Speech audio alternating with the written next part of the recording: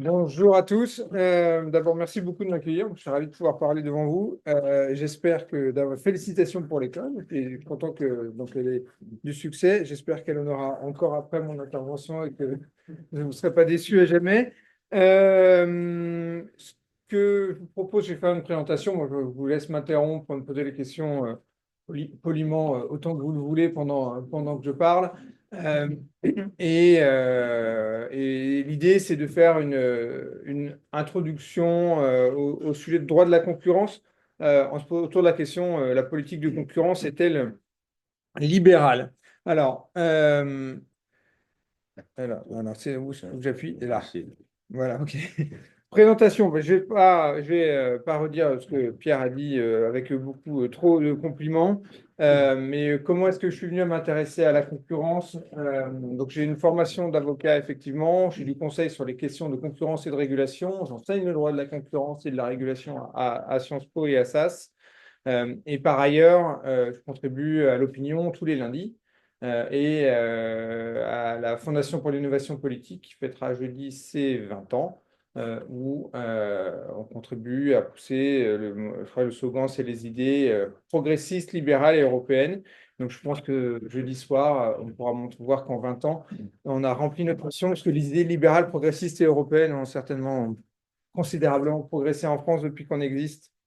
Je crains que non. Donc, on a encore beaucoup de choses à faire. Je voudrais commencer le sujet de donc, la question. Pour répondre à la question, est-ce que la politique de libérale et la politique de concurrence est libérale, pardon, en essayant d'introduire d'abord le sujet de la concurrence. Je vais faire vite parce que je pense que ce sont des sujets que vous connaissez, mais le cas échéant, vous me direz. Euh, la concurrence, hein, on l'a définie classiquement, mais je parle sur le contrôle d'éminents spécialistes. De deux façons, c'est l'efficience. On se pose deux questions, l'efficience statique et l'efficience dynamique. En fait, le but de la concurrence, c'est un, est-ce qu'on produit de façon efficace? Et deux, comment est-ce qu'on peut encourager l'innovation? Donc, dans la concurrence, c'est l'idée que par la concurrence, on doit produire de manière toujours plus efficace parce que j'ai un concurrent qui peut faire mieux que moi, donc qui me stimule. Et une des façons d'être meilleur, c'est d'innover. Et on pourra y revenir, puisque justement, peut-être que la motivation pour innover, c'est précisément d'être en monopole. Alors, on va voir et on discutera que enfin, dans l'appréhension de la concurrence, il y a plusieurs écoles qui existent. On verra que certaines sont plus libérales que d'autres.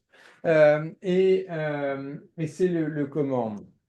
C'est un peu tout l'enjeu de la question de savoir dans quelle mesure la politique de concurrence est libérale, sachant que dans l'école la plus classique, celle qui est utilisée et qui motive le droit de la concurrence, aujourd'hui, il y a le but, hein, et je reviens 2 secondes pardon, sur la courbe en arrière, le but, c'est de se dire que par cet équilibre de l'offre et de la demande, on atteint un prix d'équilibre sur un marché en équilibre et que dès lors, les entreprises ont une marge qui est nulle en situation de concurrence pure et parfaite. On y reviendra. La concurrence, elle existe dans le commerce international, d'accord? Première illustration. Je pense que vous l'avez tous à l'esprit. La concurrence dans le commerce international, c'est ce qu'on a connu avec la mondialisation, c'est-à-dire la capacité d'autres pays à produire mieux que nous, qui nous incite normalement à être plus compétitifs. C'est je veux dire, un premier exemple. La concurrence, on la retrouve aussi dans l'éducation, et je crois que vous avez ensuite une discussion avec Lydia sur les sujets. Je vous ai mis là une illustration qui me semble assez caractéristique de la concurrence dans le sujet d'enseignement. C'est des chiffres du ministère de l'Enseignement supérieur, je ne sais pas si vous voyez bien. La courbe la plus foncée, noire, c'est l'enseignement supérieur, les effectifs, l'évolution des effectifs de l'enseignement supérieur privé depuis 2010, donc basse 100 en 2010, et vous avez cette courbe-là qui décline légèrement, sont les effectifs de l'enseignement supérieur public.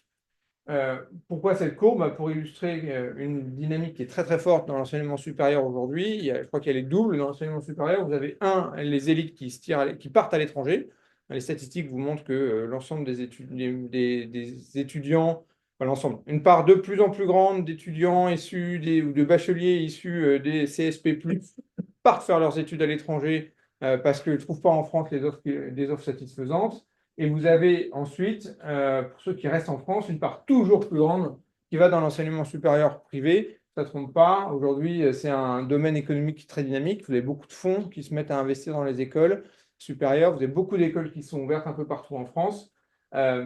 En théorie, donc c'est une illustration de la concurrence sur un marché. Paradoxalement, autant l'enseignement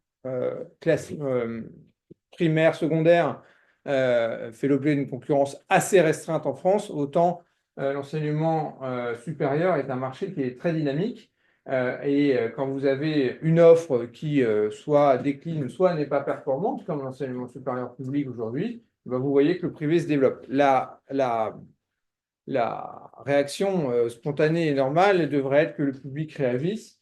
Le fait qu'il ne le fasse pas explique probablement l'accroissement de la courbe. C'est une deuxième déclinaison de la concurrence. Une autre déclinaison dont je voulais parler en introduction, c'est la concurrence dans les institutions. Moi, ce qui me plaît dans le sujet de la concurrence, c'est que on peut le décliner dans plein de domaines. Tout est dès lors qu'on considère que la société est un cumul de marchés. Mais vous avez des analyses politiques qui sont passionnantes sur la façon de voir comment la concurrence s'exerce entre les institutions. Puis les plus connus, c'est Montesquieu. Montesquieu, quand il explique la séparation des pouvoirs, c'est bien un raisonnement de concurrence qui est au cœur de son analyse, c'est de se dire que parce que les pouvoirs seront en concurrence, vous connaissez la citation, le pouvoir arrête le pouvoir, c'est parce que j'ai un pouvoir législatif qui va être confronté au pouvoir exécutif que l'un et l'autre vont se mettre en équilibre. C'est encore plus poussé dans la Constitution américaine et la façon dont les pères fondateurs ont conçu les institutions américaines.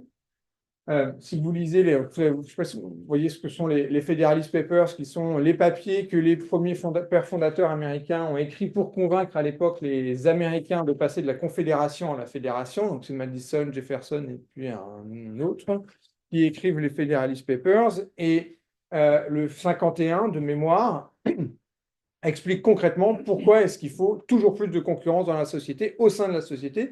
Il y a deux sujets. Il y a la concurrence au sein des institutions. Donc, on sépare les pouvoirs verticalement, comme le propose Montesquieu, puis on les sépare aussi horizontalement, c'est le fédéralisme. Et le raisonnement est vraiment de dire que l'éclatement du pouvoir va créer une concurrence entre les institutions qui va empêcher une concentration du pouvoir et donc préserver la liberté. De la même façon, la société américaine est pensée comme une société qui doit avoir toujours plus de communautés religieuses, et c'est aussi l'un des Federalist Papers qui l'explique, où ils expliquent que c'est parce qu'il y aura toujours plus de sectes en anglais qu'il y aura toujours il y aura toujours moins de risques qu'une religion prenne la domination sur les autres. Une position dominante, je dirais, pour utiliser le terme droit de la concurrence sur les autres. Je crois que c'est intéressant à regarder et à lire parce qu'on est vraiment sur une logique assez différente des institutions françaises où il y a cette idée que c'est parce qu'autant aux États-Unis, il y a l'idée que c'est la dispersion du pouvoir qui va créer de l'efficacité et de la liberté, autant chez nous, et notamment évidemment avec la Ve République, il y a cette idée que c'est par la concentration du pouvoir qu'on va non seulement avoir de l'efficacité, mais aussi, pardon, entretenir la liberté, et on va le verra sur la logique de la politique de la concurrence, en fait, est exactement la même. Dernier exemple. Alors, pardon. Dernier exemple que je voulais citer dans cette introduction à la concurrence, c'est la concurrence dans le domaine religieux. Là aussi, vous avez des papiers qui m'ont toujours amusé sur pourquoi est-ce que le catholicisme ou le christianisme propose beaucoup plus de services d'une certaine façon en Afrique qu'en Europe, ou qu'en France. Pourquoi en Allemagne qu'en France? Parce qu'il est mis en concurrence. Parce que à l'époque, pour conquérir des parts de la colonisation, pour conquérir des parts de marché, il fallait proposer autre chose que juste un culte alternatif. Il fallait des services sociaux, etc. Je crois qu'il y a un papier je me souviens d'avoir lu des papiers qui expliquaient que le catholicisme allemand offre beaucoup plus de services sociaux d'accompagnement social que le catholicisme français qui est lui en monopole. Et vous avez des études assez semblables, notamment qui comparent le judaïsme en Israël et le judaïsme aux États-Unis. Vous savez qu'aux États-Unis, il y a trois grandes familles dans le judaïsme: le conservateur, l'orthodoxe et le libéral. et que ils sont mis en concurrence aussi pour gagner des parts de marché auprès de leur communauté. Et donc, ces analyses montrent que les services sont plus grands quand vous êtes en concurrence et un meilleur accompagnement est une façon des croyants. Donc la concurrence, c'est un domaine qui est très large, moi je trouve qui est très stimulant parce qu'elle permet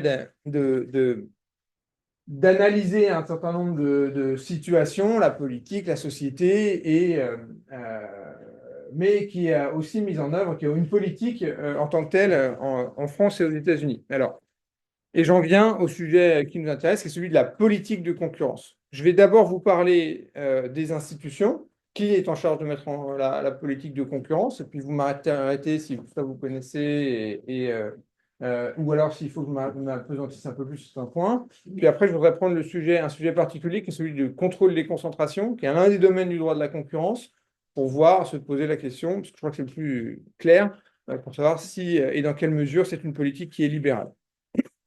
Alors, premier point, les institutions en charge du droit de la concurrence. Je vais parler surtout de l'Union européenne, enfin de la situation en Europe, et puis accessoirement de la situation aux États-Unis, parce que c'est très différent. En Europe, les institutions en charge d'appliquer la politique de concurrence, c'est d'abord la Commission européenne et ensuite des autorités administratives indépendantes au sein de chaque État.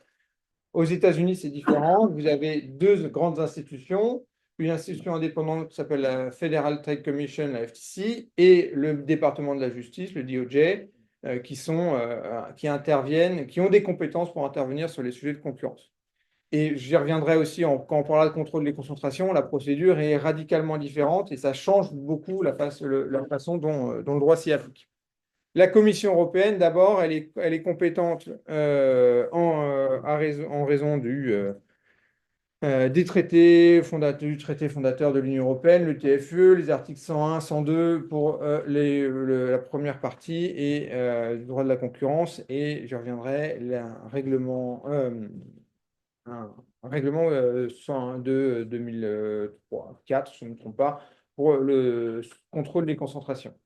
Mais je vais revenir après là-dessus. La Commission européenne, il y a un commissaire qui est en charge, en l'espèce une commissaire, Margrethe Vestager, qui finit ses mandats, qui a occupé 2 mandats et qui a été une personnalité très forte de la Commission et qui a beaucoup influencé la pratique du droit de la concurrence ces dernières années. Elle avait succédé à Joaquín Almunia, si je ne me trompe pas, qui avait une approche qui était assez différente du droit de la concurrence, en tout cas qui était beaucoup moins. Elle a une vision très offensive.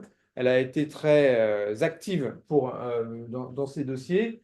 Et elle a de cette façon eu une empreinte assez forte sur la pratique. Je donne un exemple. Quand elle est arrivée à la commission, c'est là qu'ont repris les dossiers à l'encontre de Google, alors qu'Almunia avait décidé de les arrêter. Almunia avait estimé qu'il n'y avait pas suffisamment de preuves fortes pour engager des procédures à l'encontre de Google. Et Margrethe Vestager a eu un point de vue inverse, elle les a reprises, et comme vous le savez, vous l'avez dû voir, elle a fait condamner à plusieurs reprises Google, puis l'ensemble des GAFAM. Et puis, j'ai mis également le nom de Teresa Rivera, qui est espagnole, qui devrait devenir commissaire en charge de la concurrence à partir du 1er décembre prochain. Une nouvelle commission qui arrive. En France, on a une institution indépendante qui s'appelle l'Autorité de la concurrence, qui existe depuis 2009. Auparavant, c'était le Conseil de la concurrence. Elle est dirigée aujourd'hui par Benoît Cœuré, qui est un économiste qui était auparavant plutôt spécialiste de politique monétaire, qui auparavant été au bord de la BCE. C'est la première fois qu'un économiste dirige l'autorité ou le conseil de la concurrence. Avant, c'était les conseillers d'État. Il y a... Pardon. Non. Frédéric Génie. Alors, Frédéric Génie, il n'a pas été président, il a été à l'autorité de la concurrence. Vous avez des services administratifs qui instruisent les dossiers et un collège qui est en gros le rassemblement des juges qui, quand ils ont qui a des dossiers qui le méritent, je veux dire, qui interviennent et qui sont l'instance de jugement. Et il était membre du collège. Voilà. Donc, alors, je ne sais plus s'il est permanent ou non permanent, parce qu'il y en a qui sont là, il y en a 4 qui sont là en permanence à l'autorité et d'autres qui sont mobilisés selon les dossiers. Frédéric Génie était membre permanent ou non permanent du collège. Aujourd'hui, il y a toujours, dans les membres permanents, il y a le président et il doit y avoir 3 vice-présidents, dont un qui est issu en général de la magistrature, un autre qui vient de la Cour des comptes et un autre qui est économiste. Et pour lier Frédéric Génie à ce lieu, il faisait partie du groupe des nouveaux économistes dans les années, fin des années 70-80, avec les Abtalion, D'où les secs. Voilà. Ouais. Forçant, voilà, exactement, les secs, Exactement. beaucoup de gens des secs.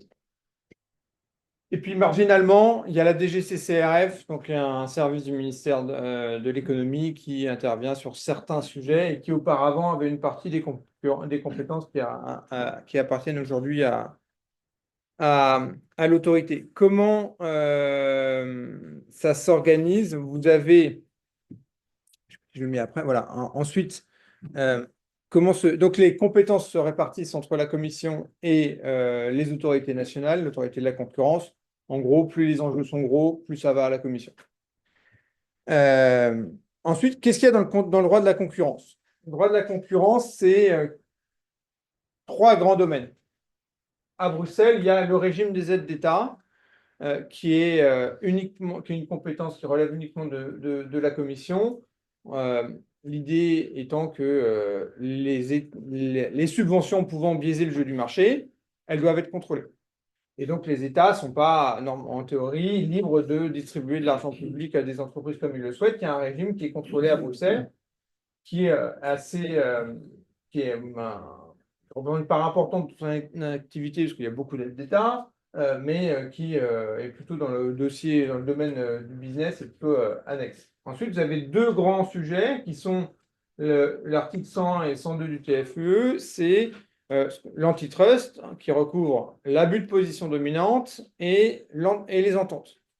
Autrement dit, on considère en droit de la concurrence que sur les entreprises qui sont les plus grandes ont une responsabilité particulière, ne peuvent pas faire ce qu'elles veulent. Donc, elles n'ont pas le droit d'abuser de leur position dominante. Et ça, c'est l'article 102 qui se traduit dans le code qui est une traduction dans le code du commerce national. Et par ailleurs, que les entreprises ne peuvent pas s'entendre entre elles pour biaiser les prix, biaiser les parts de marché, ou se répartir les marchés, etc. Et ça, c'est la sanction des ententes, donc c'est l'article 100. L'idée, en fait, la logique, mais j'y reviendrai après, la logique profonde de ce droit, ce qui inspire ce droit, c'est de considérer que plus le marché est atomisé, plus il y a d'opérateurs sur le marché, plus il y a de concurrence. Donc, plus il faut empêcher, d'une certaine manière, les entreprises de se comporter comme si elles étaient en monopole. Donc, on sanctionne l'abus de l'entreprise trop grosse, et c'est Google qui a été sanctionné pour ça régulièrement. On sanctionne l'entente, qui est une façon de reconstituer un monopole en étant des entités juridiques distinctes. Et puis, il y a par ailleurs un autre sujet particulier, un autre domaine de compétence particulier, qui est le contrôle des concentrations, qui est défini donc, dans le règlement 139-2004 au niveau de la Commission et qui a une application aussi nationale. Et je vais y revenir, je vais m'appesantir en particulier sur ce sujet-là. Ce que n'est pas le droit de la concurrence à l'inverse, et je vous le précise juste parce que souvent il y a de la confusion dans le débat public, le droit de la concurrence n'est qu'une partie de la politique de concurrence. La politique de concurrence à la Commission, ça peut impliquer aussi les questions de fiscalité, d'innovation, etc. Mais ça ne relève pas du droit de la concurrence. Autrement dit, expliquer que quand on parle de compétitivité, c'est des domaines qui sont éminemment importants, mais le droit de la concurrence n'est pas l'outil, enfin, le droit de la concurrence n'a pas été conçu comme un outil pour répondre à cette problématique-là. Les politiques commerciales ne relèvent pas du droit de la concurrence. Donc, quand dans le débat public, les parlementaires, les politiques disent régulièrement, accusent la Commission en disant le droit de la concurrence, c'est une catastrophe, vous laissez les produits européens, chinois rentrer, ils n'ont peut-être pas tort, mais ce n'est pas du domaine du droit de la concurrence. Et le droit de la concurrence n'est pas conçu non plus comme étant une politique industrielle. ou comme étant distinct, et conçu pardon, comme étant distinct de la politique industrielle, mais je vais revenir parce que c'est un peu le sujet au cœur des débats sur le contrôle des concentrations. Et donc, je m'arrête quelques instants sur le contrôle des concentrations. Le contrôle des concentrations, euh, je m'y arrête pour deux raisons. D'abord, parce que c'est surtout ce que j'ai fait, et ensuite, parce que je crois que c'est vraiment l'exemple, le bon exemple pour se poser la question de savoir dans quelle mesure le droit de la concurrence est libéral. Euh, le droit de des concentrations en Europe relève de la Commission européenne pour les plus grosses opérations, je disais, de l'autorité pour les plus petites. On est dans un régime d'autorisation administrative, je vous l'ai mis ex-ante, suspensive et obligatoire. Ça veut dire quoi? Ça veut dire que dès que deux entreprises prévoient de se racheter, en tout cas dès que l'une prévoit d'en racheter l'autre, et qu'elles dépassent un certain seuil de chiffre d'affaires, elles ont besoin obligatoirement d'une autorisation administrative. C'est comme un permis de construire. Vous ne pouvez pas construire sans avoir votre permis, vous ne pouvez pas faire votre opération sans avoir un permis.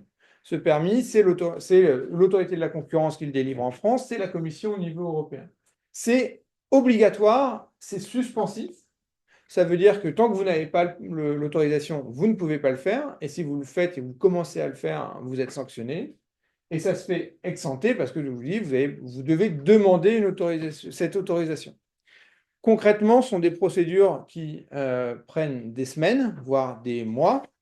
J'étais avec des avocats hier qui me parlaient d'une des plus grosses opérations de l'année qui a pris 18 mois.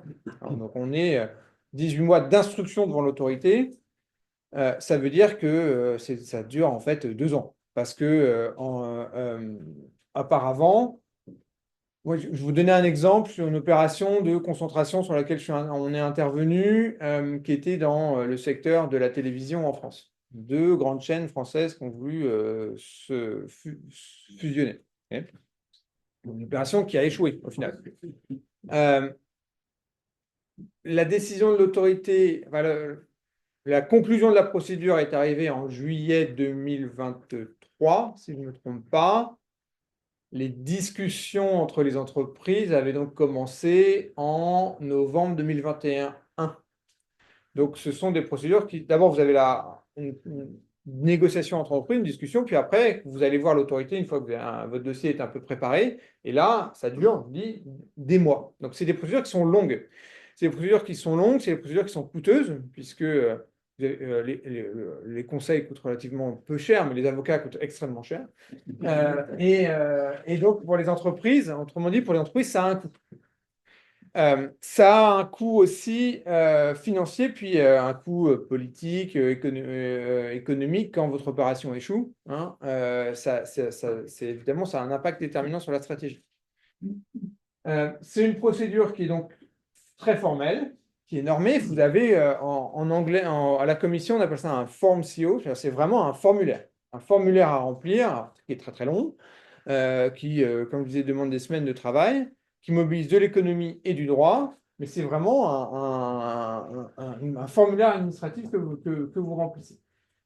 Ça se fait de manière très normée. Pour faire une présentation très rapide, ça se fait en plusieurs étapes. D'abord, vous avez l'étape qui est précédente à l'arrivée devant l'autorité. Donc là, vous concevez votre opération avec vos banquiers, vos conseils, etc. Une fois que vous savez que l'opération va se faire, vous présentez un dossier à l'autorité ou à la commission. Il y a toute une procédure d'examen qui est non formelle. C'est-à-dire, on appelle ça une pré-notification. En fait, vous faites comme un dossier complet, mais ça vous permet de discuter, de négocier un certain nombre de sujets avec l'autorité ou la commission avant de déposer formellement votre dossier. Pourquoi? Parce qu'une fois que vous déposez formellement, l'autorité comme la commission sont tenues par des délais. À l'autorité de mémoire, je crois que c'est 25 jours ouvrés pour la phase la plus simple. Et elle est tenue de vous donner une décision dans ces 25 jours ouvrés.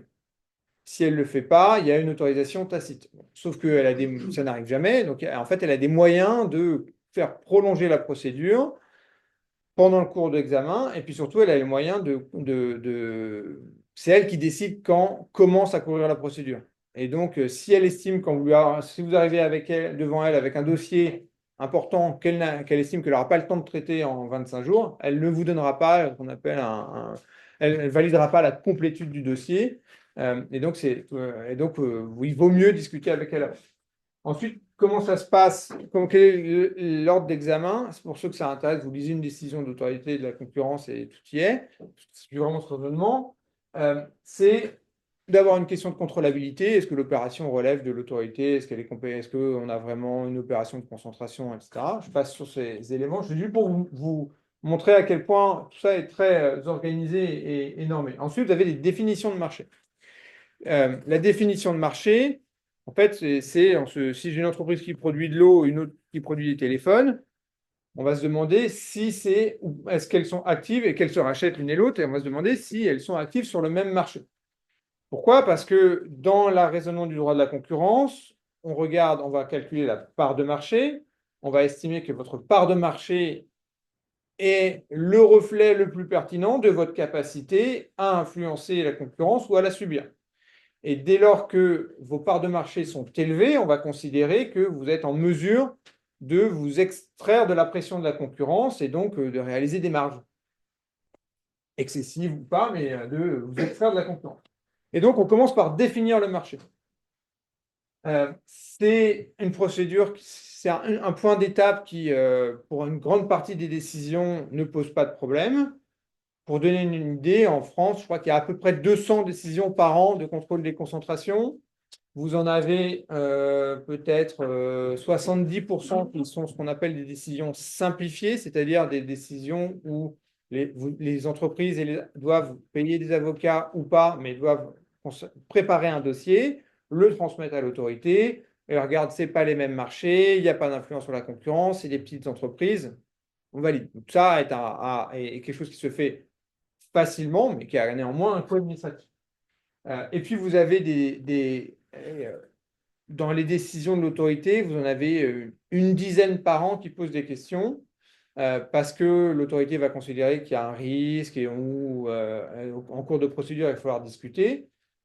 Et évidemment, pour ces décisions-là, il y a des enjeux autour de l'analyse et des définitions de marché.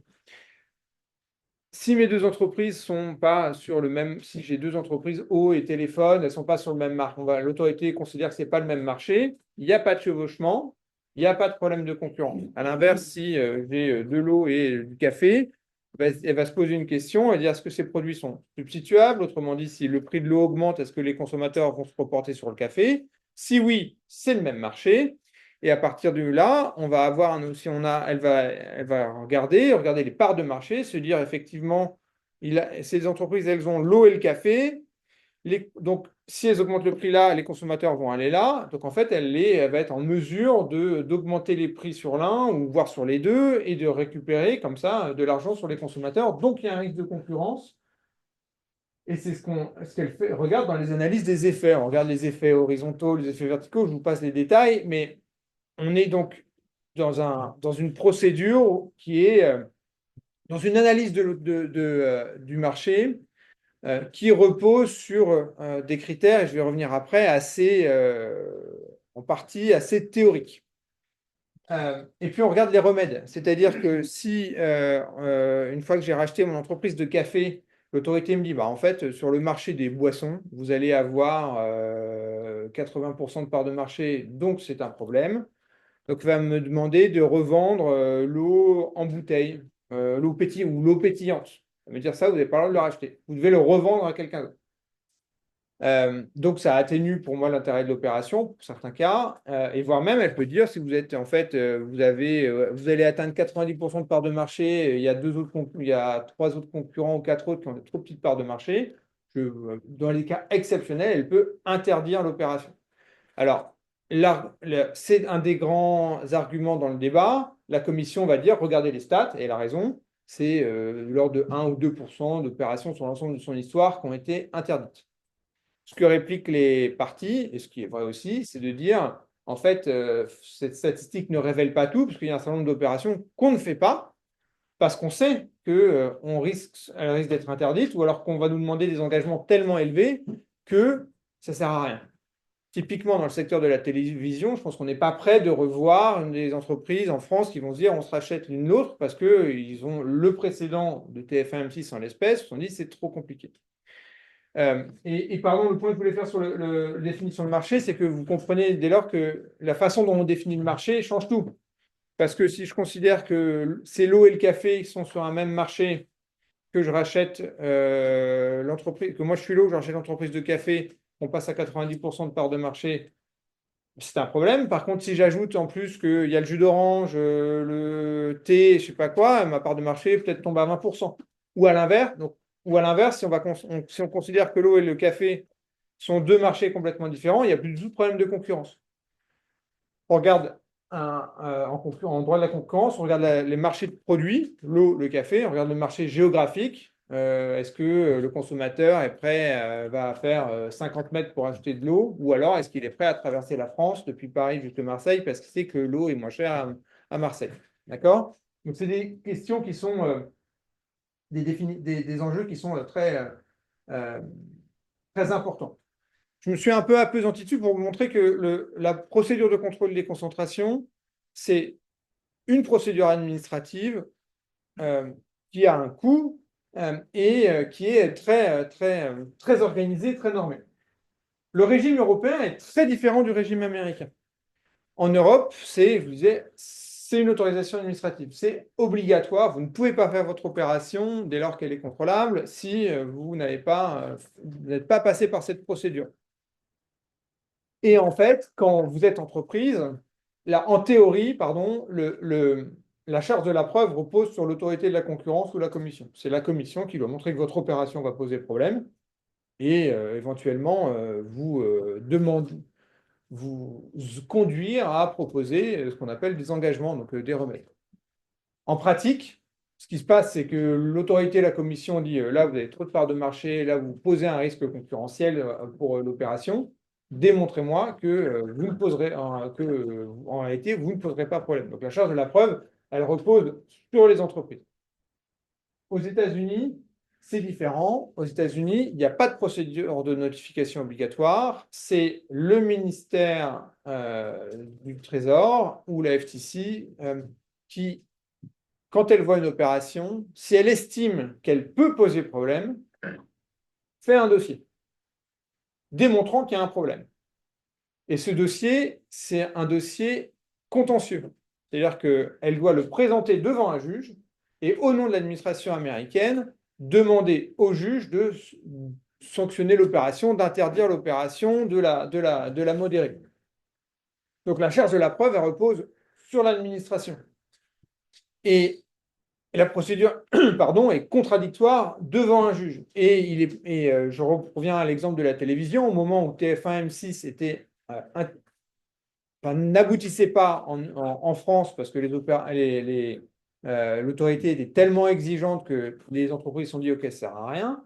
Aux États-Unis, je crois que c'était Time Warner, il y avait qui avait racheté, je sais plus qui, enfin bref, il y avait une opération dans le secteur de la télévision que le DOJ avait contesté ou la FTC avait contesté dans la justice et le juge en 3 lignes dit vous n'avez rien compris, la concurrence, il y a Netflix, etc. L'opération est autorisée. Et donc, il y a vraiment des procédures. La procédure change tout dans l'application du droit, alors même que les visions de la concurrence, du droit de la concurrence et de la façon dont on organise la concurrence ne sont pas radicalement différentes. C'est cette idée que c'est l'atomisation du marché qui fait la concurrence. Aux États-Unis, ça a pu varier avec le temps, mais globalement, c'est quand même ça qui domine aujourd'hui, particulièrement avec l'administration Biden, mais aussi avec l'administration Trump. L'administration Biden, on y trouvait 2 personnes importantes qui sont Tim Wu, qui est un prof de droit à Columbia, je crois, et Lina Khan, qui était une jeune étudiante doctorante qui est devenue patronne de la FTC, qui s'est fait connaître pour avoir écrit un article il y a 15 ans maintenant, qui disait il faut démanteler Amazon. Et donc, ils étaient l'un et l'autre représentants d'un mouvement académique qui est progressivement marqué à gauche du Parti démocrate, qui a produit des papiers, qui a produit des colloques, qui a produit des analyses, des vidéos, tout ce que vous voulez, des rapports, et qui est monté progressivement et qui est très hostile aux grands opérateurs de la tech.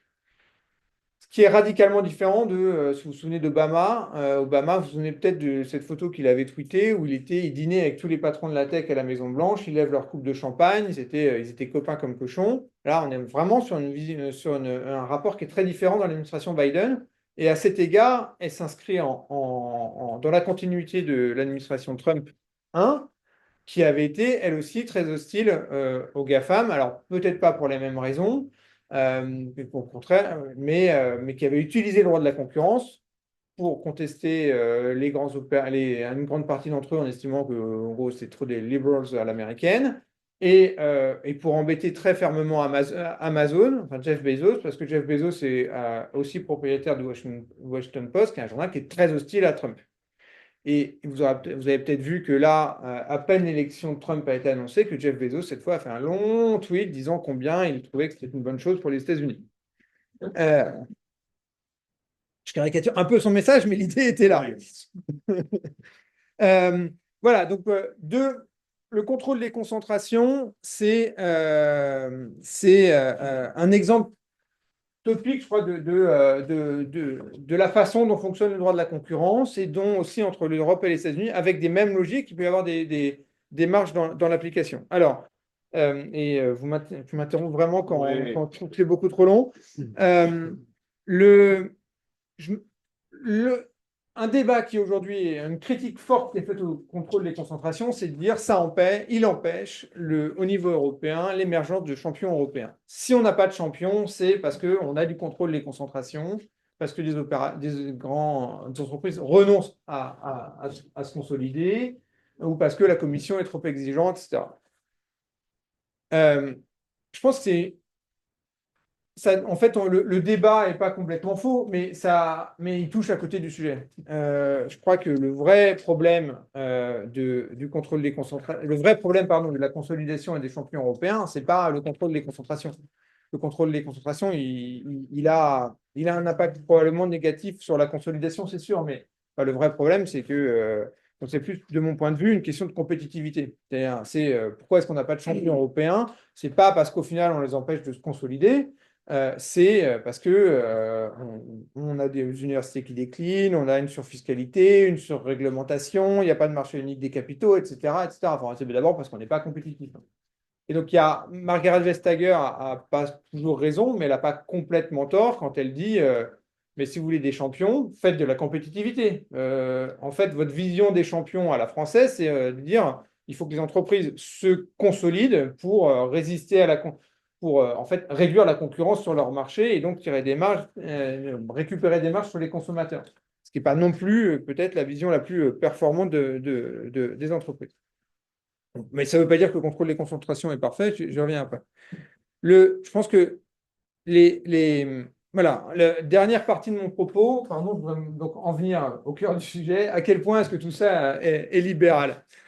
Je pense que, et je vais aller plus vite, pardon, hein, pour que vous ayez le temps de la discussion, mais je pense que la théorie, les critiques qui peuvent être faites ou la réflexion qui peut être faite, c'est que le contrôle des concentrations, le droit de la concurrence repose sur une théorie qui est très théorique en réalité, euh, qui est arrivée en Europe, poussée par les Américains à la suite de la Seconde Guerre mondiale, mais qui repose, je le disais tout à l'heure, sur des théories très classiques de l'économie qui sont l'atomisation du marché fait la concurrence.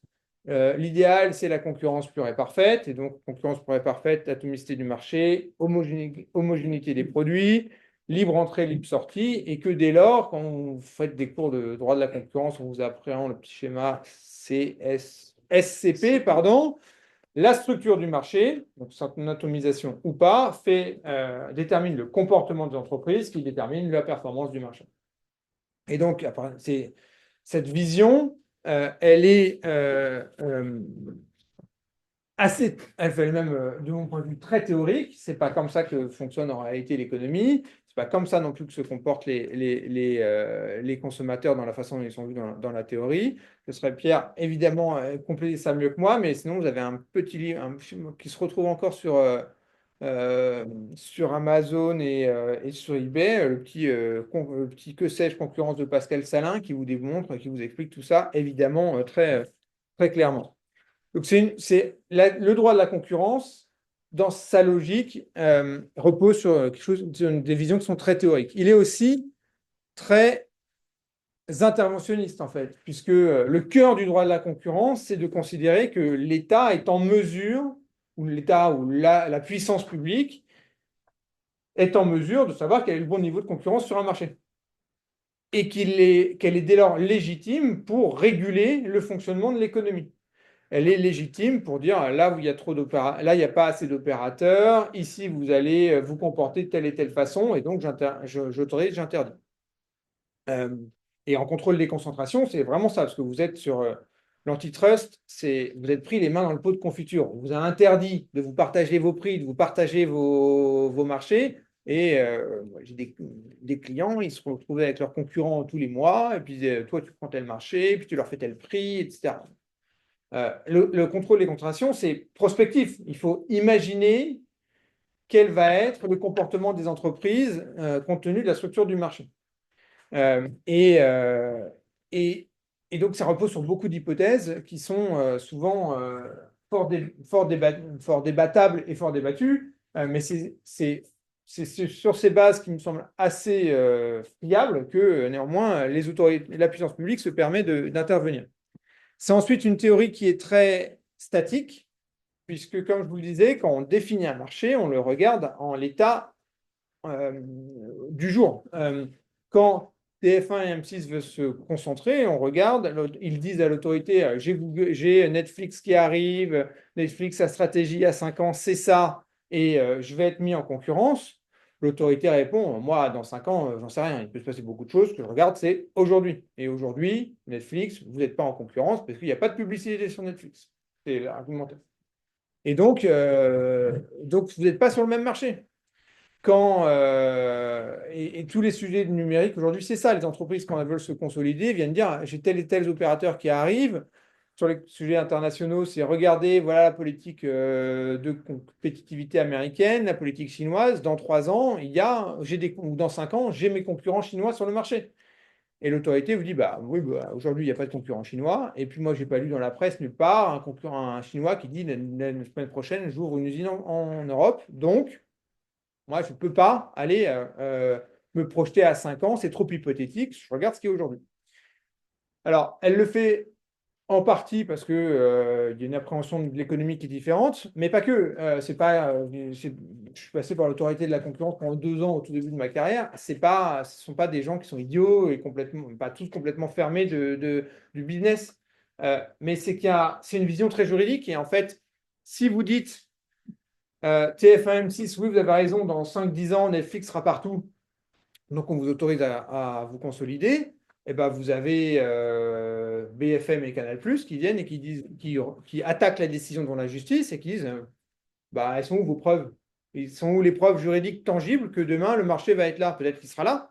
Et donc, la procédure en tant que telle fait que l'autorité est très conservatrice dans ses analyses. Et a raison, elle n'a pas envie de se faire bananer, elle a aussi sa propre crédibilité juridique. Donc la théorie est très statique. Et je crois que c'est là toute la différence avec une autre vision de la concurrence, mais que je ne vais pas développer longtemps, puisque j'imagine que vous la connaissez très bien. C'est la vision de la concurrence qui est développée par Hayek. Qui vous explique que la concurrence est un processus de découverte, c'est donc un processus profondément dynamique, promu par l'entrepreneur, que le rôle de l'entrepreneur, c'est de stimuler en permanence les entreprises et que dès lors, toutes les théories qui sont fondées sur des visions très statiques ne tiennent pas parce que si vous avez une entreprise qui est en position dominante de manière illégitime, d'une certaine manière, bah, sur un marché concurrentiel, normalement, il y a quelqu'un qui va venir et qui va lui tailler des croupières. Si vous avez une entreprise qui n'innove pas assez, eh ben, il y a un moment, un concurrent qui va rentrer. Et cette vision plus dynamique, elle fait que, par exemple, il y a un certain nombre de débats, pas dans le débat public, mais dans la littérature, sur l'opportunité du contrôle des concentrations. Si vous lisez les mémoires d'Alan Greenspan, il a tout un passage, il a des passages où il explique quand il était jeune, il allait prendre le thé chez Ayn Rand, il y en a d'autres où il explique pourquoi il pense que le contrôle des concentrations devrait être supprimé. Ça c'est peut-être c'est pas du tout dans le débat public aujourd'hui, c'est pas un sujet, personne ne remet en cause le contrôle des concentrations, à tort ou à raison, mais en tout cas, c'est pas un sujet d'actualité. Mais on est vraiment sur des visions qui sont de la concurrence qui sont radicalement différentes. Le contrôle des concentrations, le droit de la concurrence, pardon, aujourd'hui, il est inspiré sur une vision théorique, statique du fonctionnement des marchés qui ne correspond pas à la vision hayekienne et qui n'est pas non plus, probablement pas, ce qui représente le mieux le fonctionnement de l'économie. Alors, ça a ces deux, et j'en finis par là, je vous promets, ces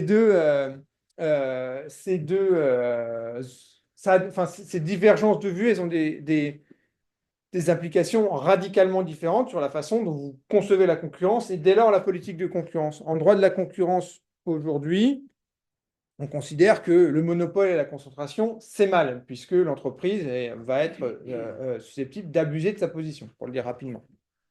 À l'inverse, et à nouveau, lisez le petit livre de Pascal Salin, Hayek et Israël Kirzner, ce qui nous explique, pour le dire très rapidement aussi, c'est le monopole et la concentration, ça peut être le résultat d'un processus concurrentiel vertueux.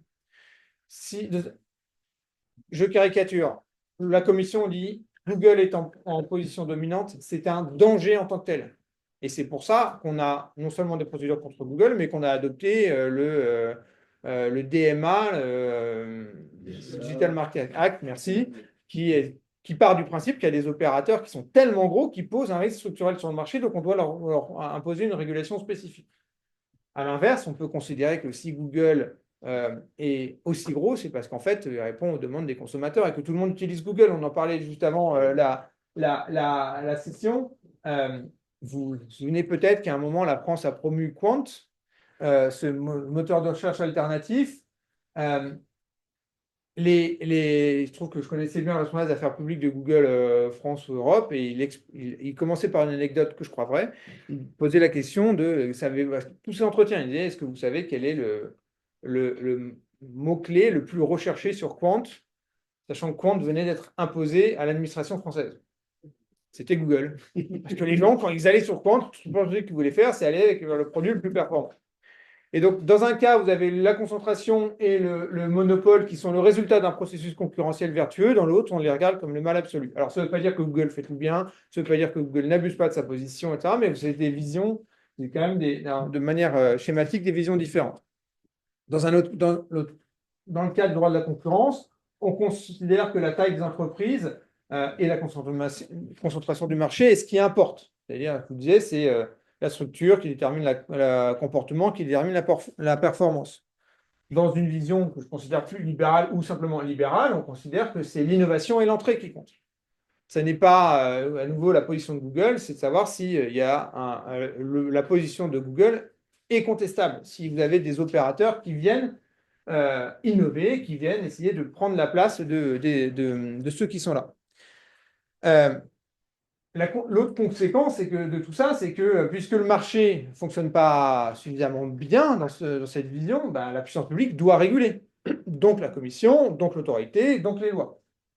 Dans l'autre vision, à l'inverse, pourquoi est-ce qu'il n'y a pas d'entrée, pourquoi est-ce qu'il n'y a pas d'innovation? C'est plutôt parce que les régulations publiques élèvent des barrières à la concurrence. Et donc dans un cas, l'action publique est la solution, dans l'autre cas, l'action publique est plutôt le problème. Donc, sur le droit de la concurrence, en somme, pour répondre à la question que je posais au départ, est-ce que le droit de la concurrence est libéral?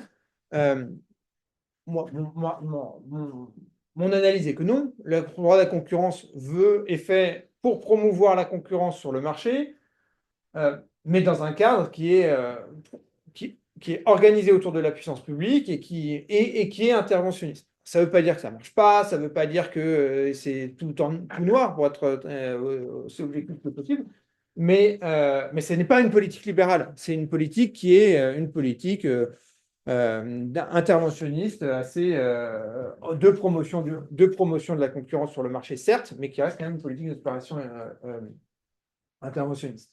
Le dernier point que je voulais faire en conclusion, c'est que je crois que ces deux visions de la concurrence, elles sont aussi des clés de lecture pour les visions de l'ensemble de la société. Dans la vision de l'État, dire welfare state, on considère que la puissance publique doit intervenir pour réduire les inégalités et empêcher que certains opérateurs deviennent trop gros, qu'il y ait trop d'inégalités qui se créent. C'est exactement la logique de concurrence. C'est-à-dire, sur le droit de la concurrence, on veut empêcher que certains opérateurs deviennent trop gros, qu'il y ait trop d'inégalités, parce qu'on pense que c'est un problème en tant que tel. Eh bien, dans nos politiques publiques, on considère souvent, et notamment dans le domaine éducatif dont je vous parlerai après, que les inégalités sont en tant que tel un problème et que ça vient d'un mauvais fonctionnement du marché. Pardon.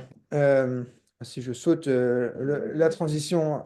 Voilà. Ah oui, c'est là. Et, alors qu'à l'inverse, dans une vision que moi j'estime libérale, le problème, ça n'est pas les inégalités, ce sont les injustices, et que les injustices, elles se résolvent par la concurrence, justement, libre, par la possibilité des nouveaux entrants d'aller contester la position de ceux qui sont déjà là, et par la mobilité des entreprises et ou des acteurs sociaux.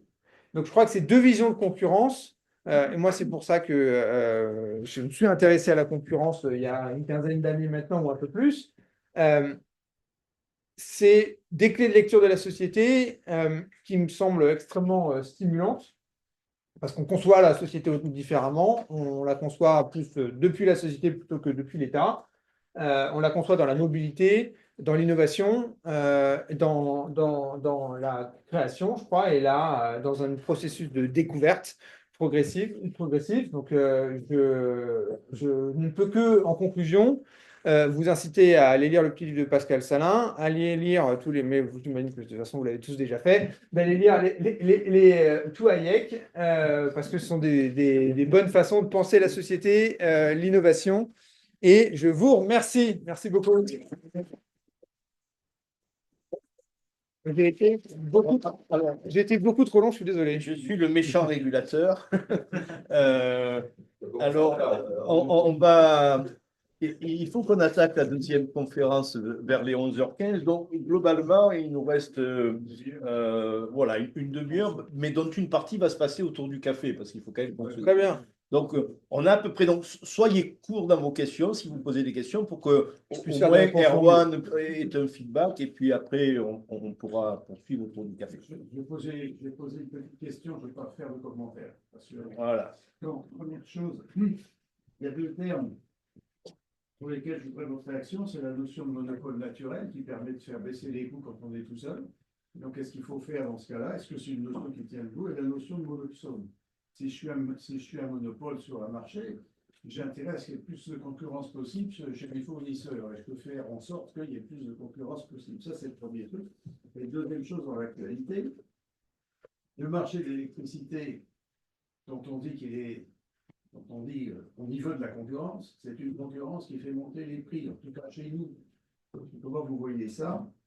Est-ce qu'on peut attaquer l'État pour les monopoles publics de la télévision? Attaquer en justice, vous voulez dire? Parce que vous avez Antenne 2, FR3, France Info, tout ça, c'est gros, ça, quand même. Il y a de la concentration dans ce plan. Alors, sous le contrôle des spécialistes d'économie, moi, la question de monopole, je répondrai par ce que je disais tout à l'heure, la question de savoir si, comment on peut, leur position peut être contestée. Alors, le monopole naturel, de mémoire, justement, je crois que c'est dans le petit livre, c'est dans le livre de Salin ou de Lepage, c'est quand même difficilement. En fait, dans le droit de la concurrence, c'est le problème des facilités essentielles. Voilà, c'est dans le droit moderne. C'est-à-dire qu'il y a des domaines où, effectivement, voilà, les coûts moyens sont décroissants et donc, ça serait stupide d'avoir deux entreprises, par exemple, qui transporteraient l'électricité sur des lignes de tension. Donc, le monopole est naturel. De toute façon, on y va tout seul. Et donc, la façon dont le droit moderne le traite, le droit de la concurrence, c'est en général en contrôlant celui qui possède la facilité, essential facility, je ne sais pas comment on traduit ça. Facilité essentielle. Les trucs de réseau, c'est pareil. Voilà, c'est ça. En général, c'est des réseaux, les monopoles naturels. Ça n'empêche pas, enfin, là, ça n'empêche pas d'avoir une autre. Dans les réseaux, aujourd'hui, vous avez quand même la concurrence qui existe parce que c'est comme ça qu'elle est organisée. Vous avez des concessions. Et donc, en fait, la concurrence, elle ne se fait pas en temps. Elle se fait à échéance. Chaque fois qu'il faut attribuer le nouveau contrat. sachant qu'en réalité, les études montrent que les opérateurs sont reconduits assez généralement. Sur le marché de l'électricité, je botte en touche, je ne connais pas la régulation de ce marché. Et votre dernière question, c'était, pardon, La télé publique. la télévision publique, oui. Alors là, on est, ouais, mais on est sur un sujet qui est différent, c'est pas pour botter entre nous, mais qu'en fait, relève pas concrètement le droit de la concurrence, c'est la Commission, enfin le droit européen autorise les États, dans plein de domaines, à déroger au fonctionnement de la concurrence dès lors qu'il y a un intérêt général, je ne sais plus comment ça s'appelle en droit européen. Et en l'espèce, eh bien, il doit y avoir, je ne connais pas assez le régime juridique, mais il doit y avoir une comment? Une exemption. Oui, une exemption au titre de l'intérêt général culturel ou je sais pas quoi, une mission de service public particulière qui est affectée à la télévision publique comme l'ensemble de leurs programmes le montre au quotidien. Exactement. Mais c'est en tout cas, vous pouvez pas les attaquer avec le droit de la concurrence. Il faut que c'est d'autres procédures à Bruxelles. On est plus dans le domaine des aides d'État pour le coup. Nous avons d'autres questions, sinon j'en ai sous le coude. Mais... Du coup, j'avais une question qui rejoint celle-ci, mais c'est-à-dire que la puissance publique peut se défendre de eux pratiquer du monopole, quand bien même ils empêchent les autres de le faire. Oui, absolument. Dès lors que, en droit en tout cas, dès lors qu'il y a un intérêt général dès lors qu'on justifie un intérêt général, peuvent, enfin, la sécurité sociale en est un exemple criant. Mais en fait, le droit européen permet un certain nombre d'exemptions à la concurrence pour des motifs d'intérêt général qui sont définis par la jurisprudence, etc., pour des raisons de sécurité, pour des raisons de santé publique. Et il doit y avoir un troisième sujet qui m'échappe, mais qui sont les grandes exemptions classiques à la concurrence. Et oui, la puissance publique, elle peut tout faire. La puissance publique. Oui, pardon. Est-ce qu'il est possible d'appliquer le droit de la concurrence sur la fiscalité? Par exemple, je prends la TVA. Si jamais on décentralise la TVA au niveau de chaque municipalité, est-ce que ça ne va pas faire jouer la concurrence de manière à faire baisser justement le taux de TVA, par exemple? C'est-à-dire supprimer la TVA au niveau national, la passer au niveau que chaque mairie en fait choisit son niveau de TVA pour se financer. Ouais. Au passage, l'État arrête de financer et de subventionner tous les... Financé avec la TVA. Oui, qui a été financé avec la TVA. Et du coup, ça permettrait de faire baisser, de faire jouer la concurrence au niveau fiscal et du coup de faire baisser le taux de TVA de manière globale. Oui, alors vous ne le ferez pas avec le droit de la concurrence. Par contre, vous pouvez, enfin, c'est la question de la concurrence fiscale entre les collectivités publiques, quelles qu'elles soient, en fait, entre les États et tout. La TVA, de mémoire, sauf erreur de ma part, en fait, elle est régulée au niveau européen. On a partiellement harmonisé. Ouais, ça, il y a trois ou quatre Ouais. fourchettes de taux. Fourchette. Et On descend au-dessous de 15%, je crois. il y a Pour le taux général. je ne sais plus quel est le taux. En tout cas, Il y a un taux super réduit qui est le taux à 5,5 selon, mais dont les exceptions sont prévues. Voilà. bien sûr. Et il y a effectivement parce que l'Union européenne s'est construite à un moment de son histoire dans l'idée qu'il fallait une harmonisation fiscale pour rapprocher les économies, pour harmoniser le niveau de concurrence entre les États. Donc on est effectivement à l'inverse d'une logique de concurrence fiscale. Mais sur la concurrence fiscale, il faut que vous invitiez Frédéric Sauté, qui en parlera beaucoup mieux que moi. Mais ce n'est pas, enfin, ça n'est absolument pas la logique aujourd'hui, ni au niveau européen, ni au niveau français. Au niveau français, aujourd'hui, on a, enfin, la suppression de la taxe d'habitation a retiré l'une des dernières mesures fiscales qui étaient à la main des collectivités. Donc oui, moi je pense qu'en théorie, on pourrait, c'est absolument pas les orientations politiques qui sont prises et, et surtout pas portées par la France, hein. C'est-à-dire qu'au niveau européen, quand vous voyez que l'Irlande organise ses dispositifs fiscaux pour attirer les entreprises, eh bien, la France est la première à protester en considérant qu'il faut de l'harmonisation fiscale. Alors, évidemment, l'harmonisation, les autres États européens, ils ne sont pas contre l'harmonisation fiscale, mais sauf qu'ils, pour le dire très schématiquement, ils disent ils nous répliquent, bah, nous on veut bien l'harmonisation fiscale, mais pas à votre niveau, on l'a vu à notre niveau. Hein, parce qu'il y a quand même des limites à se mettre des boulets. Sur la question fiscale, cela étant, Apple, vous avez peut-être vu, a été condamnée, et l'Irlande avec, si je ne me trompe pas, puisque le dispositif fiscal qui avait été mis en place en Irlande pour attirer les grandes entreprises américaines, dont Apple, a été considéré par Margaret Vestager, dont je parlais tout à l'heure, comme étant un régime d'aide d'État caché. En fait, en disant c'est une façon de tricher. Et donc, vous n'avez pas le droit d'avoir dire à nouveau très schématiquement, vous n'avez pas le droit d'avoir une politique fiscale aussi avantageuse pour cette entreprise parce que vous déstabilisez la concurrence étant vue comme un niveau en l'espèce, une forme d'harmonisation des conditions fiscales. En l'occurrence, l'Irlande n'a pas vraiment été punie, elle a été obligée de recevoir énormément d'argent, plusieurs milliards d'Apple. C'est ça, de rembourser. Apple a dû rembourser. Elle ne demandait pas. Et pour la petite histoire sur cette question, Trump a dit qu'il mettrait l'impôt sur les sociétés à 15%. Donc, même si nous, on faisait remonter, de toute façon, alors les Irlandais, du coup, ne sont pas contents, ils ont peur que Google et Apple rentrent au pays. Mais ce que je veux dire, c'est que même si on harmonisait en Europe, ça ferait le beau jeu probablement des États-Unis, en l'occurrence. J'ai peur que Mais le fossé de compétitivité se creuse. Alors, moi, j'avais juste une petite question. Ouais. J'ai des tonnes de questions. mais l'une d'entre elles, qu'est-ce que tu penses de cette idée? On dit parfois, justement, si on est en retard sur le numérique, c'est entre autres à cause de la réglementation, DMA, RGDP, DSA, droit de la concurrence. Est-ce que cette chose-là est plausible ou est-ce que, parce qu'il y a d'autres candidats possibles, peut-être c'est aussi la pauvreté de notre marché financier qui fait que, bon, alors qu'on finance plus facilement des choses aux États-Unis. Voilà, est-ce que tout ça. Enfin, je pense que la question plus large, euh, c'est la question de l'efficacité de ce droit de la concurrence. Ouais. Je viens de lire une thèse où l'étudiante a l'outrecuidance de soutenir que c'est efficace puisque la Commission française, le Conseil, met beaucoup d'amendes. Je lui ai répondu, oui, la lutte contre la drogue, c'est efficace aussi parce que les prisons sont pleines. D'ailleurs, regardez, plus personne fume, quoi. Donc, voilà, cette question un peu de l'efficacité de ce droit finalement, parce que bon, est-ce qu'on en souffre?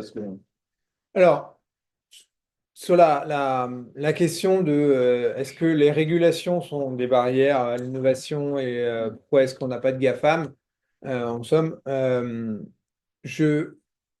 y a plusieurs candidats et je pense qu'ils sont tous valables. Ce serait trop simple de dire que le RGPD, le DMA, qui commencent à peine à être appliqués, sont les seuls responsables de notre déficit de compétitivité. Mais enfin, clairement, ils n'aident pas. Clairement, ils n'aident pas. Moi, les entreprises qu'on voit, en fait, Google, Amazon, et autres, je ne vais pas dire qu'ils se réjouissent du DMA, mais au fond, ils ont tellement d'économistes, tellement de juristes qu'ils vont faire face. Par contre, les petites entreprises françaises, les petites entreprises innovantes en France, en Europe, qui, dès leur création, doivent avoir une équipe ou des gens dont le boulot, c'est de s'occuper, de vérifier qu'ils sont bien en conformité avec la régulation, plutôt que de développer leur business, clairement, pour elles, ça ne les aide pas. Donc, je pense que oui, c'est plutôt un frein qu'un atout. Est-ce que c'est le seul frein? Non. Euh, l'absence de marché des capitaux unique, l'absence de marché unique de manière générale, où ces défaillances sont aussi un frein. La fiscalité est aussi un frein. Et moi, je crois qu'un frein dont on ne parle pas assez, c'est le niveau des universités européennes. Il n'y a plus une seule université européenne dans dans le top des classements internationaux. Plus une seule, depuis qu'il y a le Brexit. Parce que Oxford et Cambridge sont sortis. Alors, certes, les classements ne sont pas parfaits, etc., etc. Enfin bon, Stanford est à côté de la Silicon Valley, c'est pas complètement par hasard. Hein. Et ils ont les meilleurs, ils ont les profs du monde entier, ils attirent les profs du monde entier, ils attirent les étudiants du monde entier, c'est là que ça se passe. Plus que à Tolbiac, quoi. Donc, et donc, Et donc, c'est évidemment que le droit n'est pas le seul, est clairement pas le seul un frein, mais ça en est un. Est-ce que le droit de la concurrence est efficace? J'ai pas de réponse très définitive. Je pense, en fait, je modérais. Mon idée est plutôt que le contrôle des concentrations, j'ai en tout cas du mal à me convaincre de son efficacité. Je ne vois pas ce que réellement, dans quelle mesure il est un vrai atout pour l'économie européenne. Surtout, comme je vous le disais, qu'il y a quoi, 90% peut-être à la louche des cas qui ne posent aucun problème. C'est-à-dire que vous êtes obligé de payer des économistes, des avocats, voire tout un peu des consultants pour faire vos dossiers, alors qu'on sait bien qu'il n'y aura pas de problème à la fin. Alors moi, j'interviens que sur les dossiers où il y a des problèmes, donc j'ai une intervention qui est hautement légitime, mais c'est des micro-cas. Enfin, des dossiers de grosse concentration dont je parlais tout à l'heure, il y en a à Paris, un, deux par an. Donc, et donc c'est sur ces questions-là, sur ces cas-là où il y a peut-être, pour le coup, ceux qui sont en faveur du droit de la concurrence disent, ben, quand même, ça serait pas... On a une légitimité parce que enfin, le droit a une efficacité, ce qui empêche la consolidation, enfin, la part de marché excessive, etc. Moi, je reste sceptique. Je pense que dans 95%, il devrait être supprimé, que sur les cas qui restent, il faudrait avoir des outils pour en regarder de manière ça beaucoup plus dynamique parce que quand TF1 et M6 essayent de se consolider, ils ont l'autorité a de bons arguments pour poser de bonnes questions. Enfin bon, on ne peut pas légitimement avoir la même analyse du marché de la télévision en 2022 qu'on l'avait en 2015 ou en 2010. Or, aujourd'hui, c'est la même chose. Voilà. Et là, il y a un vrai problème. Sur l'antitrust, donc abus de position dominante et entente, je connais moins bien, pour être honnête. Et je suis plus modéré parce que moi, quand tu tombes sur des entreprises qui, effectivement, moi, j'ai eu des docs, quoi, où il y a des comptes rendus de réunions d'entreprises entre elles. Alors, la Chine, c'est pour toi, le Vietnam, c'est pour moi. Moi, je produis tant cette année, toi, tu produis tant, et moi, je mets tel prix, et toi, tu mets tel prix. Donc, voilà. Alors, est-ce que, effectivement, la meilleure solution, ce serait pas d'avoir moins de barrières à l'entrée? J'en suis convaincu. Mais de fait, aujourd'hui, les pratiques de triche existent. Donc voilà, ouais. Donc je pense que l'antitrust a plus de légitimité, en tout cas, je ne veux pas dire d'efficacité, mais il y a plus de légitimité que le contrôle des concentrations. On a parlé un peu des services publics, mais je voulais vous poser une question concernant la participation de l'État dans les entreprises. Ouais. Comment, effectivement, est-ce qu'il n'y a pas un conflit d'intérêts? Parce que même quand elle est minoritaire, la participation de l'État, elle implique d'office un biais vis-à-vis de préférence. Par exemple, la France, ce genre de choses. Ouais. Je peux compléter parce que j'avais une Allez, question. Parce que c'est le cas de Dailymotion et YouTube qui sont appris quasiment en même temps. Dailymotion qui était français, YouTube américain, et Dailymotion, il a dû partir vers le financement par l'État, et l'État qui a mis son aide-don, qui a interdit tout autre financement après que français, et qui a fait couler Dailymotion, et ce qui a fait qu'il y a YouTube maintenant actuellement qui est mondial, et Dailymotion qui reste très restreint. Donc l'État qui intervient dans les financements d'entreprise, c'est gagne aussi. Alors, je vais être d'accord sur votre conclusion qu'il faudrait mieux que l'État n'intervienne pas, mais pas pour la même raison. Je pense que, évidemment, enfin, en réalité, oui, il y a des conflits d'intérêts, mais je vous recommande la lecture d'un rapport de la Cour des comptes sur l'État actionnaire qui a quelques années maintenant, et la Cour des comptes est assez loin d'être des libéraux convaincus, qui explique qu'il n'y a pas pire actionnaire que l'État. Il n'y a aucune vision stratégique. C'est lui, il exige de ses entreprises des participations, des dividendes chaque année beaucoup plus élevés que le reste du marché. Et en fait, l'État actionnaire, c'est le plus greedy de tous les actionnaires. Et à cet égard, c'est une catastrophe. Golden Share Tu vois, en plus, il y a tous les droits exceptionnels, ça. Bien sûr, bah, ça que Macron avait fait avec nous. C'est EDF dont on parle. L'un des sujets d'EDF, il y a plein de sujets chez EDF, mais l'un de ces sujets, c'est que chaque année, la gestion des finances publiques étant de la qualité qu'on connaît, eh bien, l'État cherche à qui il peut faire les poches et donc il prend tous les dividendes qu'il peut à EDF.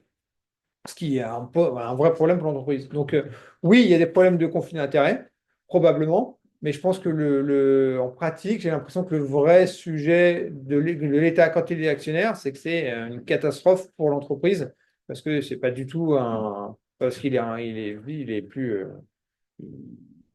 C'est un mauvais actionnaire, quoi, pardon.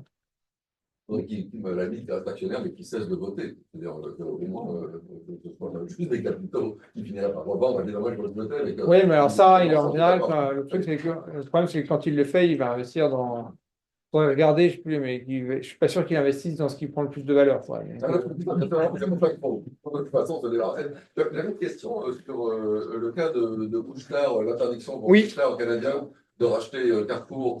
Ça ressort du droit de la concurrence ou c'est de la souveraineté complètement en dehors de ce droit de la concurrence? Alors, il y a deux éléments de réponse. C'est si Couche-Tard avait racheté Carrefour, il y aurait probablement eu une opération de concentration à contrôler. Mais en l'espèce, ça n'a même pas été le cas, puisque c'est le ministre qui a dit à l'époque, Bruno Le Maire, non, la distribution de yaourts, c'est un sujet stratégique, et donc je ne refuse que Carrefour devienne canadien, puisqu'on sait bien que les Québécois, c'est quand même des sacrés gastro-capitalistes.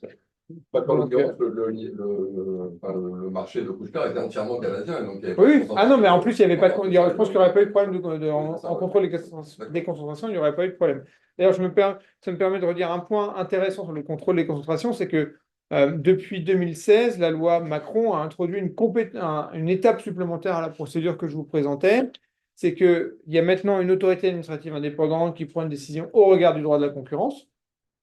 Et puis, il y a ensuite un pouvoir qu'on appelle le pouvoir d'évocation, c'est-à-dire que le ministre de l'économie a le pouvoir de dire vous avez pris une décision au regard du droit de la concurrence, mais moi j'ai quand même un avis différent, et donc je balaye la décision. C'est arrivé une seule fois. Alors la raison, le motif, il y a une liste de motifs qui est immense. C'est des motifs d'intérêt général qui peut être l'emploi, la souveraineté, la couleur des blés, enfin, ce que vous voulez.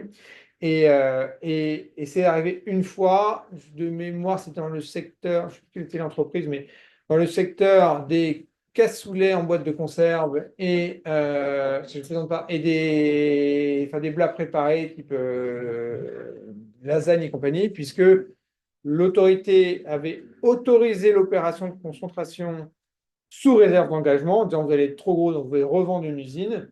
Que le ministre a dit ah non, il y a un risque pour l'emploi, donc vous pouvez rester, vous, avec des parts de marché importantes et garder l'entreprise.